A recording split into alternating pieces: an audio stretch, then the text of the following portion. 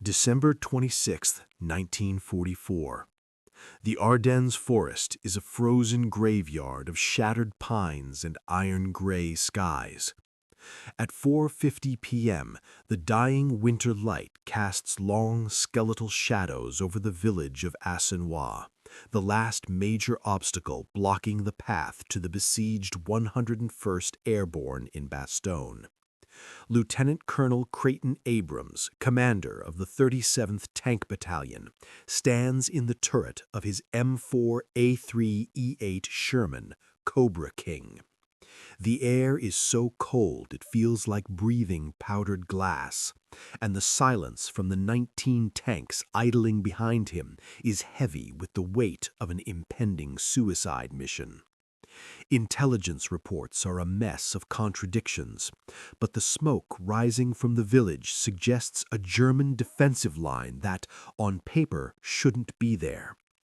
Abrams checks his watch, 10 minutes until the artillery barrage, when his radio crackles with a voice that shouldn't be on this tactical frequency. It is General George S. Patton, speaking on a personal, unrecorded channel. "Creighton," the voice says, unusually soft, almost intimate through the static. It is a terrifying departure from the old blood and guts persona the world knows. Patton never uses first names in combat. The air in the turret suddenly feels thinner as Patton reveals a secret that shifts the entire strategic landscape of the Battle of the Bulge. The 2nd Panzer Division has run dry. They are abandoning their war machines just 9 kilometers from the Meuse River because they lack a single gallon of diesel. Patton's whisper carries a brutal clarity. This is no longer just a rescue mission for the Screaming Eagles. It is a race for the ultimate war prize. Deep in the woods near Celles, 47 German panzers, panthers, and tigers sit fully armed and operational, abandoned by crews who simply walked away when their tanks became 60-ton paperweights. Patton's gamble is chilling. If Abrams stalls in Airdennes, if he pauses for even an hour to regroup, German recovery teams will arrive with fuel trucks, salvage those 47 monsters, and pivot them south to crush the very corridor Abrams is trying to open. "Get to Bastogne," Patton commands, the steel returning to his voice. "First tank through their lines owns this battle. 2nd tank is just another casualty. You're going first. Make it count." The radio clicks dead, leaving Abrams staring into the gathering gloom. He realizes the horrifying truth. The Germans aren't just defending a village, they are sacrificing their boys and old men in a desperate delaying action to buy time for those 47 tanks to be reborn. Abrams climbs down into the darkness of his hull, the smell of grease and cold metal surrounding him, and tells his crew there will be no stops and no slowing down. As the first American artillery shells begin to scream overhead, Abrams knows that if they fail, they won't just lose a town, they will provide the fuel-starved German army with the iron fist they need to win the war. 5 miles north of Abrams's idling engines, the atmosphere inside Bastogne is thick with the stench of gangrene, frozen mud, and the quiet desperation of men who have reached the end of their strength. Brigadier General Anthony McAuliffe sits in a damp, candlelit basement command post, staring at a map that has become a work of fiction.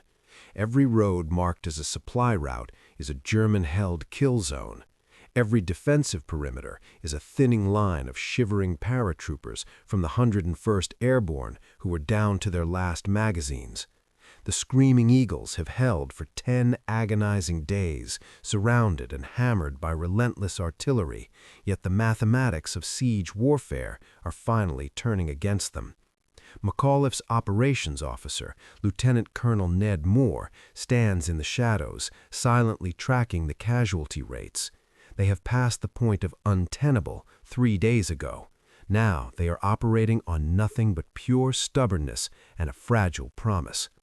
McAuliffe traces a finger over the 5 miles of snow-covered road between Bastogne and the village of Assenois. 5 miles might as well be 500 when your men are using surgical bandages scavenged from dead paratroopers and your last anti-tank rounds are being saved for a breakthrough that might never come. The silence in the command post is broken only by the distant rhythmic thud of German 88mm guns.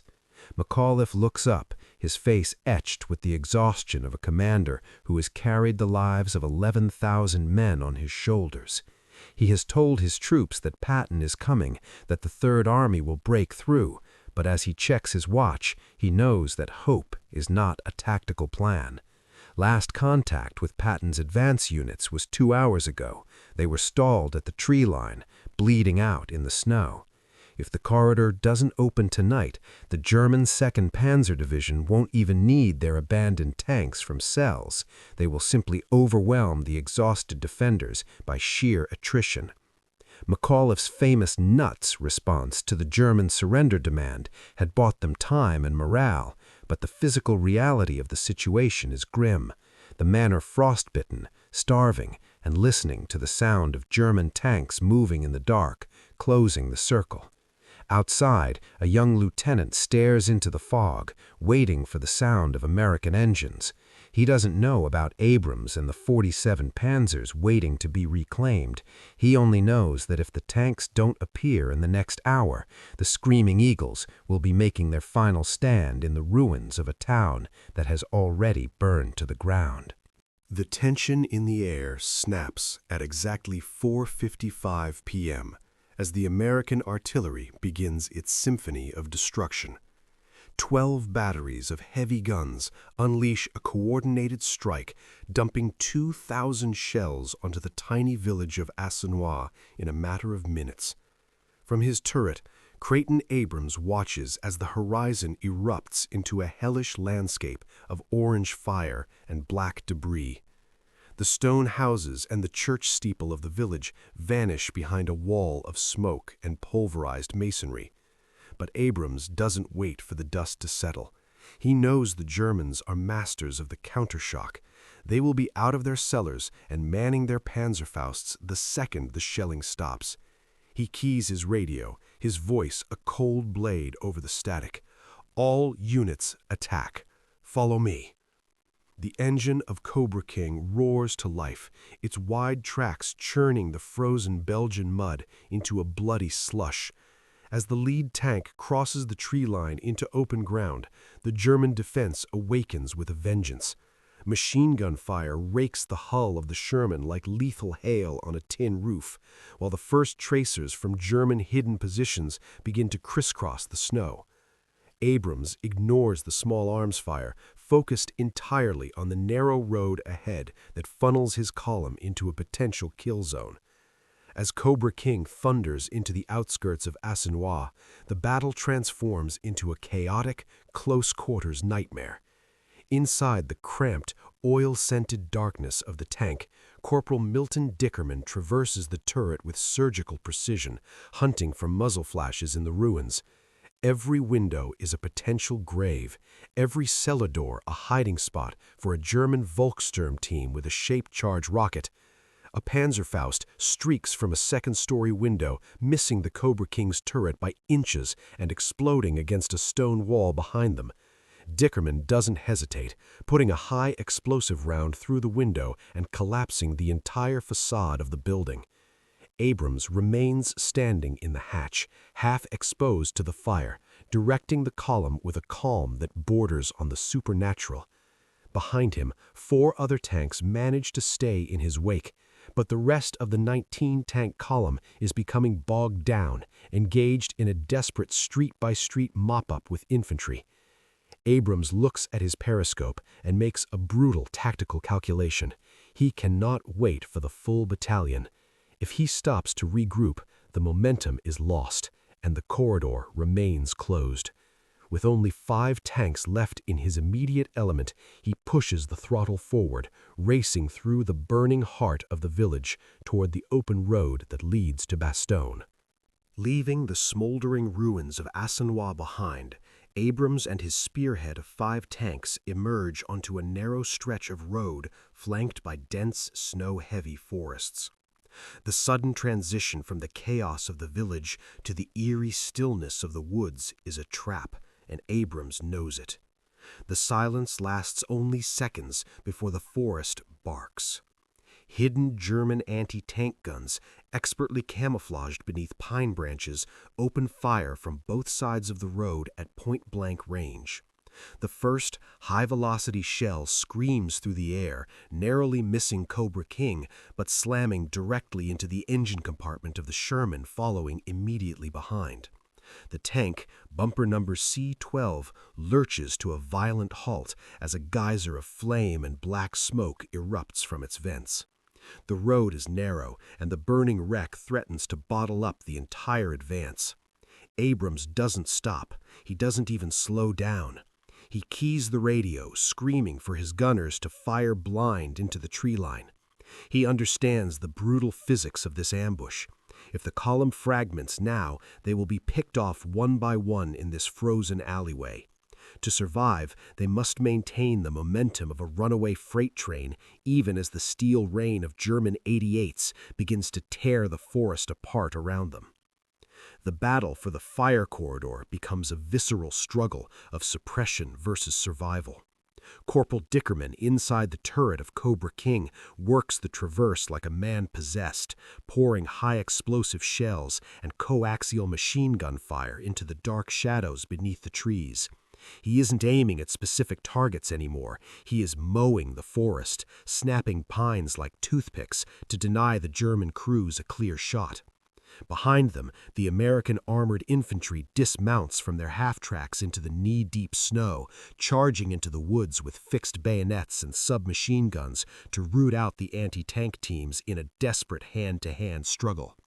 The air is thick with the smell of cordite, burning diesel, and ozone. Abrams watches through his periscope as a second German shell throws up a massive column of frozen earth just feet from his tracks, nearly flipping the 30-ton tank. Every meter gained is paid for in blood and iron. But the German defenders, who have fought for 10 days to keep Bastogne isolated, are finally beginning to crack under the sheer relentless aggression of the 4th Armored. They hadn't expected the Americans to drive straight through an ambush. They expected them to stop and die.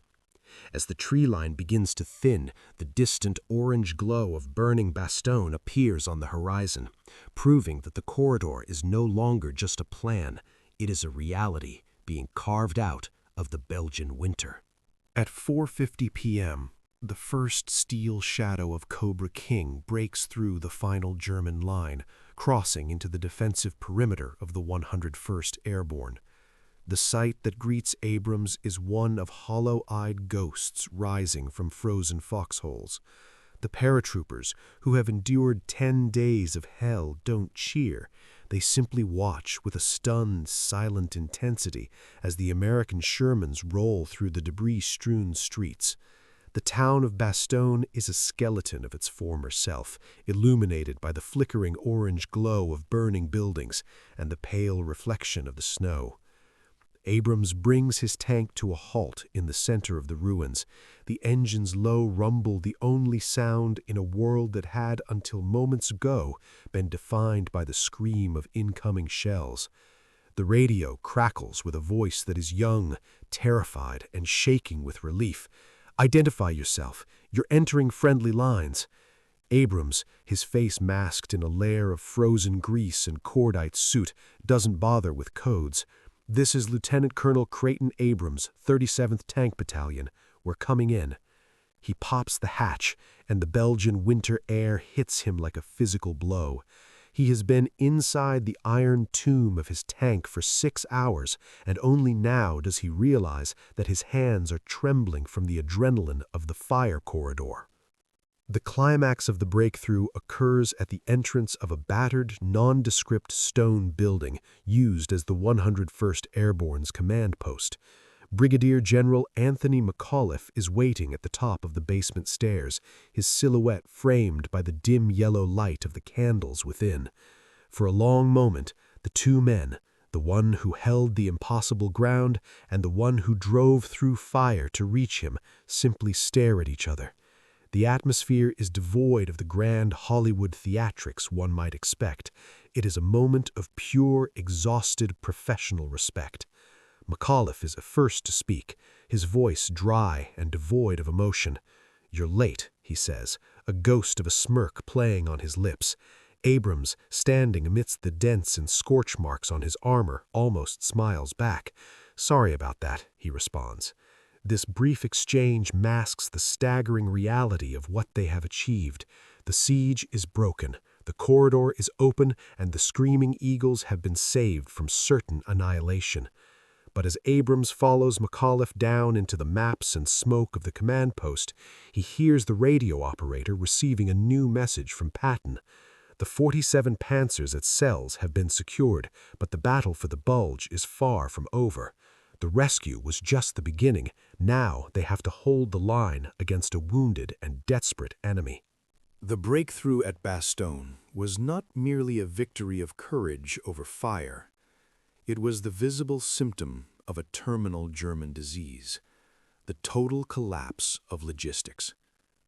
While Abrams was shaking hands with McAuliffe in the candlelight of the command post, 30 miles to the west, the 2nd Panzer Division, the spearhead of Hitler's final gamble, was literally dying of thirst. The mathematics of collapse had become an inescapable reality. In the frozen woods near Sells, 47 of the world's most formidable war machines, including the dreaded Panther and Tiger tanks, sat in eerie, silent rows. These were not casualties of combat. They were victims of an empty fuel tank. German tank commanders who had been promised a clear path to the fuel depots of Antwerp found themselves staring at dry gauges while the Meuse River was almost within sight. The industrial might of the Third Reich had produced the steel, but the Allied air campaign had severed the veins of the empire. For every gallon of diesel that tried to reach the front, 10 were incinerated in rail yards and refineries by Allied bombers. The 2nd Panzer was now a stationary target, a 60-ton iron graveyard where the crews simply left the hatches open and walked into the dark, leaving their lethal weapons fully armed and pointed toward a river they would never cross. This logistical strangulation was the secret weapon Patton had whispered to Abrams before the assault on Senois. Patton understood that the German military was no longer a functional machine, but a wounded predator bleeding out. The 47 abandoned panzers at Sells represented the end of German strategic mobility. Without fuel, a panzer is nothing more than an expensive bunker. Without ammunition, a gun is just dead weight. The American system, by contrast, was a relentless flood of supply. While German crews were scavenging for siphoned petrol, American engineers were already laying miles of pipe and clearing roads for hundreds of trucks carrying the lifeblood of the 4th Armored. As the sun rose over a relieved Bastogne, American maintenance crews arrived in the Sells sector to begin the grim work of industrial scavenging. They found tanks with engines still warm, their racks full of high-explosive shells, and their maps showing ambitious routes to a victory that physics would no longer allow. The Germans had outrun their tale, and in the brutal logic of modern war, an army that cannot move is an army that has already lost. The mathematics had shifted. The Allied advance was now an irreversible force, fueled by an endless industrial ocean that the German Reich could no longer hope to stem. The relief of Bastogne was not a miracle of chance. It was the ultimate triumph of a calculated mechanical system over a desperate, chaotic gamble.